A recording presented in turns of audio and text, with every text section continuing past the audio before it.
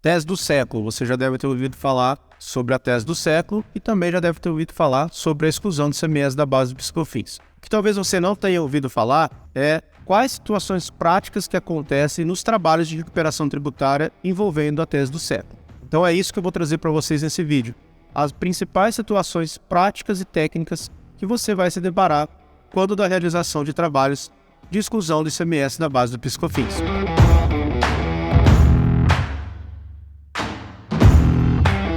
Olá pessoal, meu nome é Elcio Guiotto, tenho 21 anos de atuação no tributário e já fiz centenas de trabalhos tributários de maneira geral. Com certeza, trabalhos de exclusão do ICMS da base do PiscoFins são trabalhos rentáveis e um dos trabalhos mais rentáveis do ponto de vista financeiro e tributário, tanto para o prestador de serviço quanto para o cliente. Hoje, depois da decisão de 2017 e depois da decisão do STF de 2021, essa é a grande demanda do momento e muitos tributaristas têm feito muitos trabalhos relacionados à exclusão do ICMS da base do PiscoFins. O que muita gente não tem notado é que existem particularidades que você precisa avaliar, inclusive antes da elaboração dos trabalhos ou antes de iniciar os trabalhos, porque isso pode trazer aí consequências para o seu cliente e eventualmente consequências até na hora de você receber os seus honorários. Então é isso que nós vamos tratar nesse vídeo. O primeiro ponto que eu gostaria de ressaltar é que esse trabalho ele tem tanto um viés judicial quanto um viés administrativo, ou seja, é um trabalho que pode ser realizado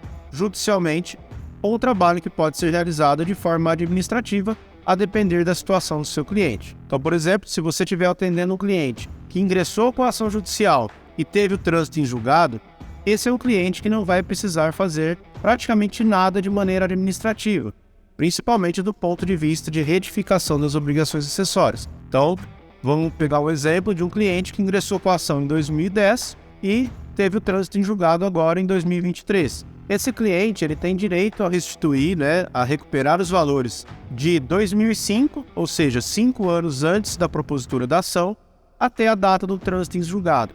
Então aqui tem um primeiro ponto muito importante que eu vejo muito erro no mercado, que é pessoas fazendo levantamentos de períodos posteriores ao trânsito em julgado. Então, por exemplo, se o cliente teve o trânsito em julgado em janeiro de 2023 e nós estamos em abril, maio, junho, julho de 2023, ele só vai poder fazer o trabalho lá em maio de levantamento dos valores, judicialmente falando, dos valores para fins de habilitação do crédito até a data do trânsito em julgado. Da data do trânsito em julgado em diante, se a empresa eventualmente não fez nada, esse é um trabalho secundário que deve ser feito de maneira administrativa. Então, recentemente eu tive um caso de um cliente que nos procurou, que tinha sido feito um trabalho por um terceiro e eles fizeram a habilitação de um período quase 12 meses posteriores ao trânsito em julgado, ou seja, aqui provavelmente esse cliente vai ter um problema, porque após o trânsito em julgado ele deveria ter feito esse trabalho de maneira administrativa, retificando as obrigações acessórias. Então, esse é um primeiro ponto muito importante de avaliação.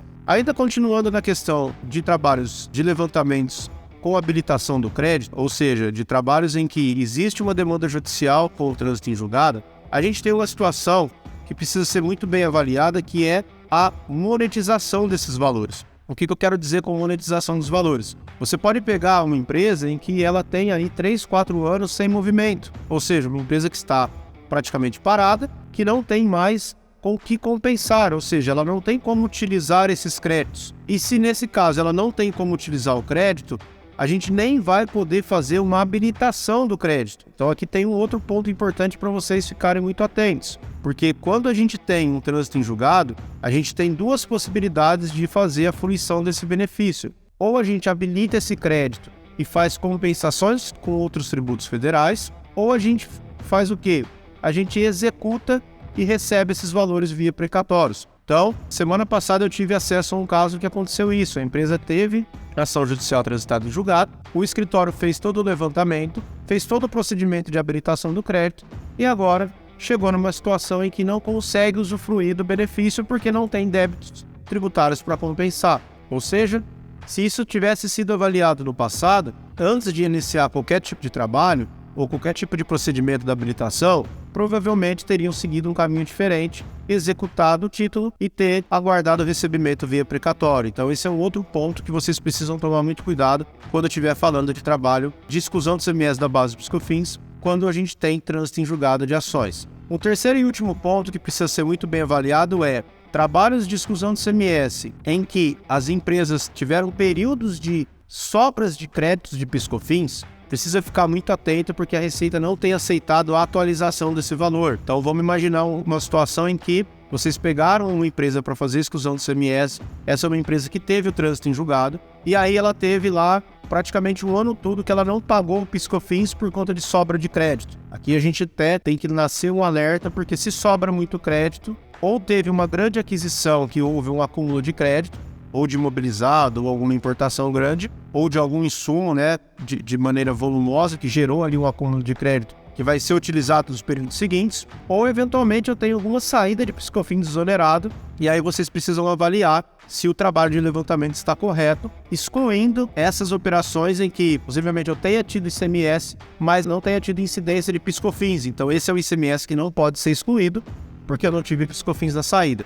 Então muito cuidado com essas situações. Então nesse exemplo, nesse ano todo, essa empresa não teve pagamentos de PIS/COFINS. Então você vai precisar alertar o seu cliente que se esses períodos tiverem atualização pela Selic, a Receita pode questionar que como não houve pagamento, não deveria ter tido atualização. Então precisa avaliar principalmente o que foi pedido na ação e principalmente como que veio a decisão, para que vocês também não criem um problema em relação a essa atualização. Então, do ponto de vista prático, quando eu tenho operações com ação judicial transitada em julgado, a gente tem essas particularidades que precisam ser avaliadas. Já indo para a parte de trabalhos administrativos, a gente tem algumas outras situações que nós vamos nos deparar quando do andamento dos trabalhos. Então, a primeira situação é, fizemos um trabalho de um cliente em que ele sempre paga PIS e COFINS. Então, nós pegamos, lembrando sempre que os trabalhos podem ser feitos a partir de 16 de março de 2017, porém, temos que considerar que a gente só pode retroagir os últimos 5 anos. Então, se a gente estiver falando de um trabalho em março de 2023, a gente só pode voltar até março de 2018.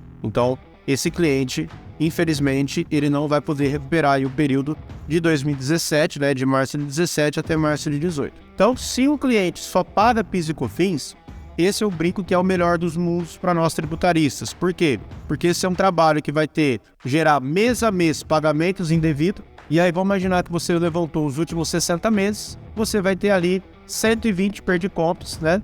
120 pedidos de restituição ou pedidos de compensação, um para o PIS e um para COFINS por mês, passível de atualização pela Selic. Então, esse é o melhor dos mundos, porque o cliente vai ter acesso de forma automática aos valores passíveis de compensação com outros tributos ou contribuições. Aqui um ponto importante é a questão da compensação cruzada. Então, ficar muito atento que nos trabalhos de discussão de ICMS da base PIS/COFINS ou qualquer outro trabalho de levantamento de crédito, vocês precisam estar atentos à questão da compensação cruzada. O que é compensação cruzada? Quando eu tenho créditos federais que eu compenso com contribuição previdenciária. Existe hoje essa possibilidade, mas existe uma regra. Qual que é essa regra? Eu só posso fazer compensação cruzada quando eu tenho o débito e o crédito posterior à entrega do e-social e da DCTF Web. Então aqui um ponto importante também para vocês lembrarem. O meu cliente entregou a DCTF Web em janeiro de 19 e o e-social em maio de 19. Tem que ser a entrega dos dois. Então esse é um cliente que ele só vai poder fazer compensação cruzada com créditos a partir de maio de 19. Porque tem que ser a entrega do e-social e da DCTF Web. Eu já tive acesso a pedidos que não foram homologados porque o cliente tinha começado a entregar o e-social, mas entregou a DCTF Web quase um ano posterior. Então esse lapso de tempo entre o e-social e a DCTF Web, a Receita não homologou o pedido. Então, ficar muito atento que a Receita tem todas essas informações. Uma segunda situação que vocês vão encontrar é empresas que têm sazonalidade de pagamentos de PIS/COFINS. Ou seja, em determinados meses a empresa paga PIS e COFINS, em determinados meses tem acúmulo de crédito. Elcio, como que eu faço esse trabalho então nessa situação? Lembrando que quando a gente está fazendo trabalhos administrativos, a gente tem uma recomposição da escrita fiscal. Então o que você vai fazer nesses casos? Você vai ter que reconstituir a escrita. Então eu vou dar um exemplo prático aqui para vocês. Mês de janeiro eu tive uma sobra de crédito de 10 mil. Eu tenho exclusão do CMS para fazer? Tenho. Mas eu tenho pagamento indevido a maior desse mês? Não. Então vamos imaginar que você fez ali um trabalho de exclusão do CMS que gerou mais 3 mil. Então, O débito que anteriormente, por exemplo, era 50, não é mais 50, é 47. Então, automaticamente, eu usei menos crédito para diminuir do meu débito. Então, o crédito que era 10, ele passa a ser 13. E esse crédito de 13, ele vai para a escrita do mês de fevereiro. Vamos imaginar que em fevereiro aconteceu a mesma coisa. Eu tinha mais uma sobra de 10 mil, que acumulada com o de janeiro viraria 20, mas tive uma exclusão de semestre, por exemplo, de 2. Então, qual que é o meu saldo de crédito aqui em fevereiro? 13, mais 10 que eu tinha, mais 2. Então, eu tenho 25 de sobra de crédito. Esses meses eu tenho perdi pontos? Não tenho.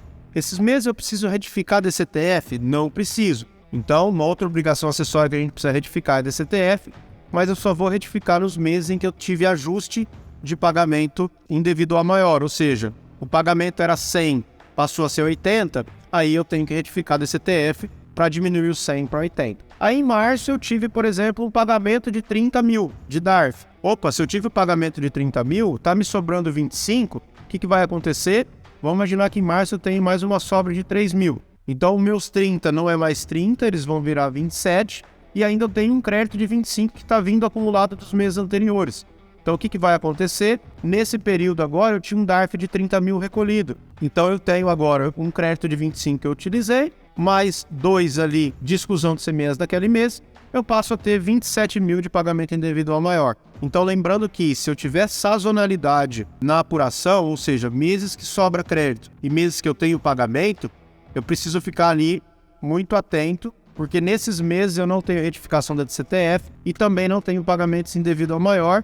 Eu tenho que ir ajustando a minha escrita até chegar um mês em que eu tive pagamento e avaliar quanto que vai ter ali naquele mês de pagamento indevido ao maior. Uma outra situação que a gente vai encontrar, e essa aqui a gente precisa ligar aí um sinalzinho de alerta, é: estou fazendo exclusão de CMS da base PiscoFins de uma empresa que nunca pagou PiscoFins, ou seja, eu olhei lá nas declarações das FDs dessa empresa, ela não paga PiscoFins, sempre tem acúmulo de crédito. Se isso acontece, você vai precisar avaliar. Por quê? Porque se tem muito acúmulo de crédito, provavelmente ela tem alguma saída desonerada de PIS e COFINS. Então, se ela tem uma saída desonerada de PIS e COFINS, você precisa avaliar se o levantamento que você fez está lá, nota, item a item, e você está comprovando que todos os itens que você fez a exclusão do ICMS da base dos PiscoFins são itens que foram tributados pelo ICMS e também foram tributados pelo PiscoFins. Eu já vi casos, por exemplo, de trabalhos feitos em um frigorífico, que praticamente tem todas as saídas alíquota zero,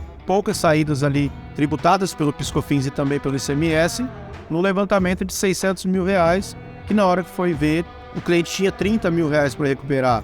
Por quê? Porque, em que pese ser uma operação que incidia ICMS, não incidia PiscoFins, e aí o prestador de serviço foi lá e pegou todo o ICMS do cliente e excluiu da base do PiscoFins. Ou seja, ele excluiu o ICMS de uma operação que não foi tributada pelo PiscoFins. Então, o principal ponto de atenção que a gente tem que ter, né, até por conta das regras que a Receita propôs ali através do manual da AFD, que como tem que ser feito. Então, se vocês ainda não viram o manual da AFD, olhem o manual da AFD Contribuições, que lá tem até um exemplo prático de como que é esse cálculo, demonstrando que ele tem que ser nota, item a item, de modo que eu demonstre que aquele item teve as incidências de PIS, COFINS e ICMS. Então, essas são as principais particularidades que vocês vão aí encontrar nos trabalhos de exclusão do ICMS da base PiscoFins. Então, fiquem atentos para que vocês prestem um serviço de qualidade, vocês consigam aí trazer economias para os seus clientes, consigam também angariar e trazer bons honorários para os seus escritórios.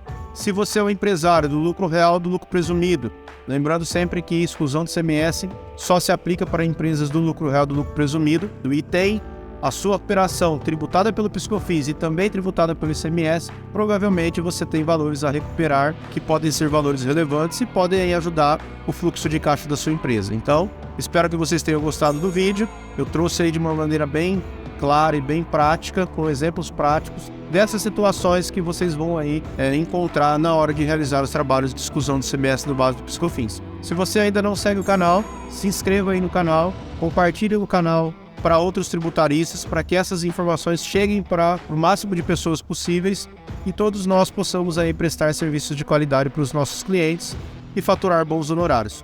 Espero que vocês tenham gostado e nos vemos no próximo vídeo.